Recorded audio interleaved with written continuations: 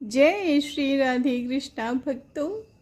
तो भक्तों, आज की जो लीला कथा मैं आपको सुनाने जा रही हूँ, ये बिल्कुल ही सत्य है, जो कि मथुरा में रहने वाली रजनी ने मुझसे शेयर किया।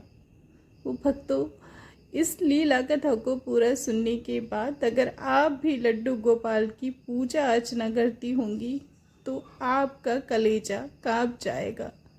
आप ये सोचने पर विवश हो जाएंगी कि नन्हे लड्डू गोपाल को कोई इतना दर्द, इतनी पीड़ा कैसे दे सकता है।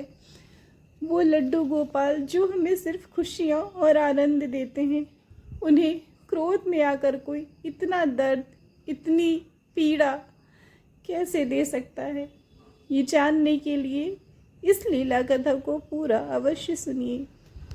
तो ये सत्य लीला कथा है मथुरा में रहने वाली रजनी की। रजनी जी मुझसे बताती हैं कि जब मैं 5 वर्ष की थी तब मेरी माँ का निधन एक गंभीर बीमारी की वजह से हो गया। बचपन में माँ का ना होना मेरे लिए बहुत पीड़ादायक था।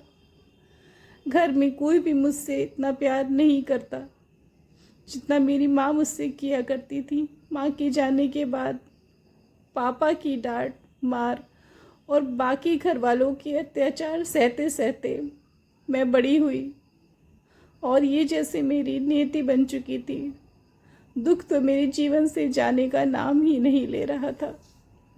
जब मैं 7 साल की हुई तो मेरे पिता ने दूसरा विवाह कर लिया। अब मैं और भी अकेले और दुखी रहने लगी थी।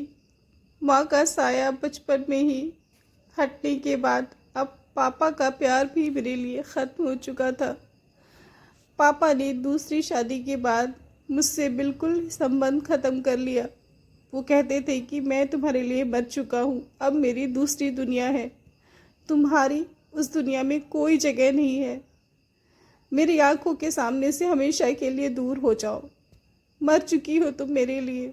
ये सब कुछ रोज़ सुनते सुनते मेरी आत्मा दुखी हो चुकी थी। बस यही जी चाहता था कि अपने प्राण त्याग दूं। मैं प्रभु से यही मांगती थी कि हे प्रभु, मुझे ऐसा जीवन क्यों दिया।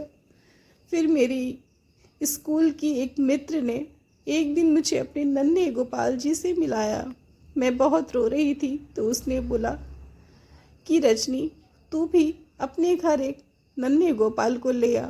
तो इन्हें अपना माँ और अपना बाप समझ। ये बहुत प्यार करते हैं, जितना प्यार हम इन्हें देते हैं उससे कहीं ज़्यादा ये हमें देते हैं। मेरी बात मान, एक नन्हे गोपाल जी तू भी लेकर आ।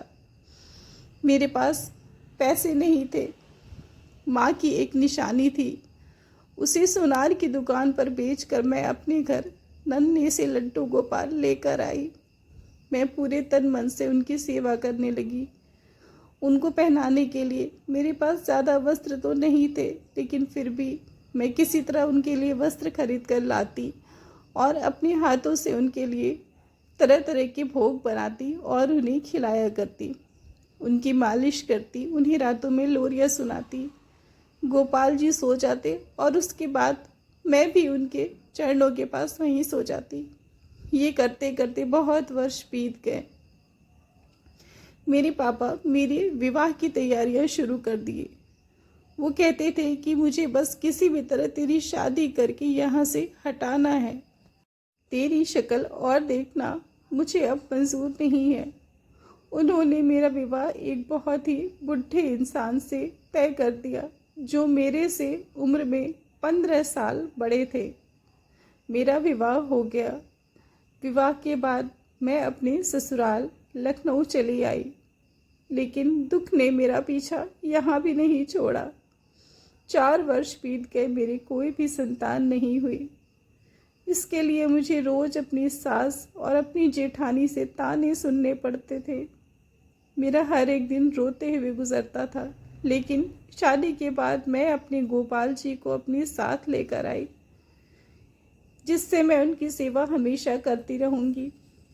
ये भी मेरी बहुत बड़ी भूल थी। मेरी सास दिन रात मेरे लड्डू गोपाल को ताने सुनाती कि एक तो तू दहेज लेकर नहीं आई और अपने साथ ये मूर्ति लेकर चली आई है। हमारे घर में अलग पूजा होती है, हमें गोपाल सेवा नहीं करनी। ये बोल के वो रोज़ मुझे ताने देती थी कि मैं तेरे गोपाल जी को फेंक दूंगी। लेकिन मैं किसी तरह से उन्हें छुपा कर रखती और उनकी सेवा करती। उन्हें भोग लगाने के लिए भी मेरे पास कुछ भी नहीं होता, बस रोज़ मैं उन्हें बताशे और मिश्री का भोग लगाया करती। एक बार बहुत ठंड का मौसम था। 15 दिनों से धूप नहीं निकली थी, जिसकी वजह से ठंड बहुत बढ़ गई थी। मैं दिन में लेटी थी और मुझे एक छोटा सा सपना आया कि मेरे गोपाल जी शीतलहर में पड़े हुए हैं और उन्हें बहुत ज़ोर की ठंड लग रही है। उन्होंने मुझसे बोला कि रजनी, मुझे बहुत ठंड लग रही है, मुझे भी अलाव सेकना है, मेरे हाथ पैर ठंडे हो रहे हैं। मेरी नींद अचानक से खुल गई। मैंने अपने गोपाल जी को देखा तो मुझे लगा जैसे वो बहुत ठिठुरे हुए हैं। मेरे मन में आया कि क्यों नहीं अलाव जलाकर नन्हे गोपाल के हाथ पैर सेक दूं। बस मैं वही करने में जुट गई। छोटे छोटे कोयले पड़े थे, उन्हें मैं जलाने लगी। जलाकर अपने गोपाल जी को लेकर मैं वहाँ पर बैठ गई। अचानक मेरी सास वहाँ पर आई। उन्होंने मुझे पैरों से मारा और मुझे बाज कहते हुए कहा कि एक तो तेरी गोद अभी तक सूनी है, तू बाज है, और ये लड्डू गोपाल का तेरा नाटक बहुत ज़्यादा हो गया। कब तेरा बाज का कलंक तुझसे हटेगा और तू एक बच्चे को जन्म देगी। ये लड्डू गोपाल का नाटक कब तक चलेगा? वो एक मूर्ति है, कोई बच्चा नहीं जो दिन रात उसे सेकती रहती है। मुझे बहुत दुख हुआ, मैं बहुत रोई अपने गोपाल जी को पकड़ के। लेकिन मैं फिर भी वहीं पर बैठी रही क्योंकि मेरे गोपाल को ठंड लग रही थी। मेरी सास को बहुत गुस्सा आया और उसने मेरे हाथ से गोपाल जी को छीनते हुए उन्हें जलते कोयले में डाल दिया। मैं स्तब्ध रह गई। मेरा तो कलेजा फट गया, मेरी तो जैसे जान ही निकल गई। मैंने झट से अपने नन्हे गोपाल को कोयले से निकाला और उन्हें अपने आंचल में छिपाकर अपने सीने से लगा लिया।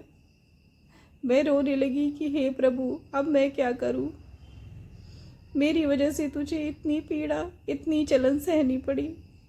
मैं क्या करूं कि तेरे शरीर की जलन कम हो जाए? मुझे कुछ भी समझ नहीं आ रहा था।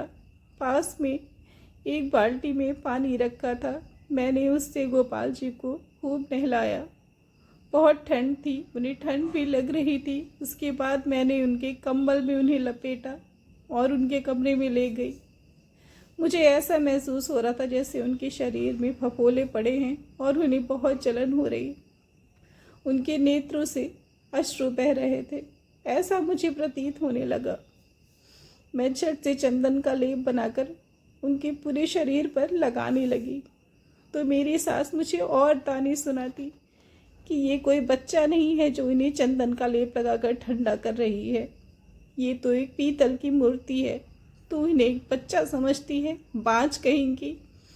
ये सब सुन के मेरा कलेजा फट रहा था।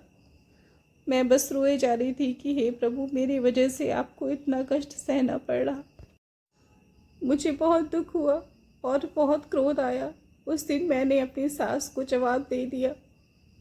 क्रोध में आकर मैंने उन्हें बोला कि आपके अंदर हृदय है या नहीं? आप इंसान हो या पत्थर? इतने नन्हे गोपाल जी के साथ ऐसा करते आपका कलेजा नहीं कांपा? खबरदार, आपने जो मेरे गोपाल जी के साथ अब ऐसा कोई भी व्यवहार किया तो मैं ये भूल जाऊंगी कि आप बड़ी हैं। मैंने अब तक आपका बहुत लिहाज किया, लेकिन ये मेरे प्रभु हैं, इनको लेश मात्र भी कष्ट हो ये मैं सहन नहीं करूंगी। अपने गोपाल जी को लेकर मैं कमरे में चली गई। कुछ ही दिनों के बाद मेरी सास की तबीयत खराब रहने लगी। उन्हें स्किन का कैंसर हो गया और 1 महीने के बाद ही उनका देहांत हो गया। उनके देहांत के बाद मुझे लड्डू गोपाल की भक्ति और आशीर्वाद की वजह से ही एक पुत्र रत्न की प्राप्ति हुई और मेरा जीवन जैसे संपूर्ण हुआ। गोपाल जी की भक्ति और प्रेम की वजह से ही मुझ पर लगा बाज का कलंक मिट सका। लेकिन आज भी मैं जब अपनी सास के अत्याचार और गोपाल जी से किए हुए गंदे व्यवहार याद करती हूँ तो मेरा कलेजा काँप जाता है। हे भक्तों, मेरा आपसे निवेदन है कि गोपाल जी को भी अपने पुत्र की ही तरह समझिए, एक बच्चे की तरह उनकी सेवा करिए। वो है तो भगवान, लेकिन हमारी भक्ति में विवश होकर वो अपनी भगवत्ता भूल जाते हैं। हम इंसानों की ही तरह वो हमसे प्यार करते हैं। जय जय श्री राधे श्याम।